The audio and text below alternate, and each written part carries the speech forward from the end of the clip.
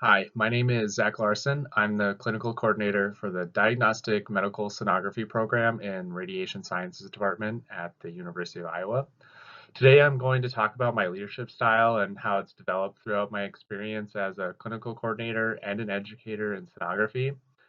Throughout this course, I've reflected on several key areas, including coaching and mentorship, diversity, team performance, conflict management, and multiplier leadership. What I've realized is that my leadership style is very people centered. I focus on creating a supportive, structured environment where individuals feel valued, confident, and empowered to contribute. My leadership style can be described as calm, composed, and consistent. In healthcare and education, situations can become stressful quickly, and I found out that maintaining composure helps set the tone for the entire team. I naturally align with a servant leadership style. For me, that means being available, listening actively, and supporting others rather than leading with authority alone. A good example of this is how our educator team structures meetings. We use clear agendas, roundtable discussions, and shared responsibilities so everyone has a voice.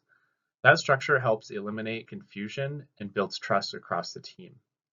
I see my role not as someone who has all the answers, but as someone who helps create an environment where the best answers can emerge from the group. Building on that foundation, a big part of how I lead shows up in how I develop in others. Coaching and mentorship are core to my leadership style. I believe leadership is less about directing people and more about developing them. In both clinical and educational settings, I focus on guiding rather than controlling. Instead of immediately giving answers, I try to ask questions, encourage discussion, and allow others to think through situations.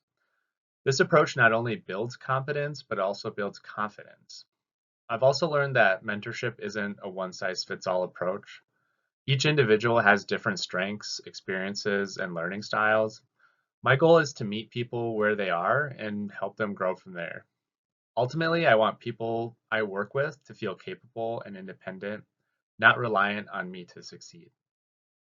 In addition to developing individuals, I also think a lot about how to build strong and effective teams. From my experience, high performing teams don't happen by accident. They're built through intentional structure and communication. As I previously discussed, our department has implemented regular meetings with clear agendas, defined roles, and open discussion. Each person is responsible for a specific area, which creates accountability while still encouraging collaboration. This structure reduces uncertainty and allows team members to feel more confident in their roles. At the same time, trust is just as important as structure. People need to feel comfortable speaking up, asking questions, sharing ideas without fear of judgment. I try to foster that environment by being approachable, listening actively, and recognizing contributions. When structure and trust are both present, teams are much more effective and engaged. Another important influence on my leadership style is my perspective on diversity. My background as a traveling sonographer has given me exposure to many different clinical environments, workflows, and perspectives. That experience has shaped how I approach leadership. I recognize that there isn't just one right way to do things. Because of that, I prioritize inclusivity and creating space for different perspectives to be heard. This is especially important in both education and patient care. I also try to embed inclusions into systems, such as using feedback tools and ensuring expectations around communication and respect are clearly defined. One area I've identified for growth is making sure my calm and composed demeanor isn't misinterpreted as disengagement. I've learned that being intentional about seeking feedback and checking in with others is key to maintaining strong connections. Even in strong teams, conflict is inevitable, which is another area that has shaped how I lead.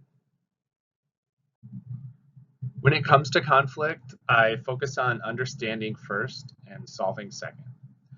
I believe it's important to meet with individuals privately to understand their perspectives before bringing people together. This helps create psychological safety and ensures everyone feels heard.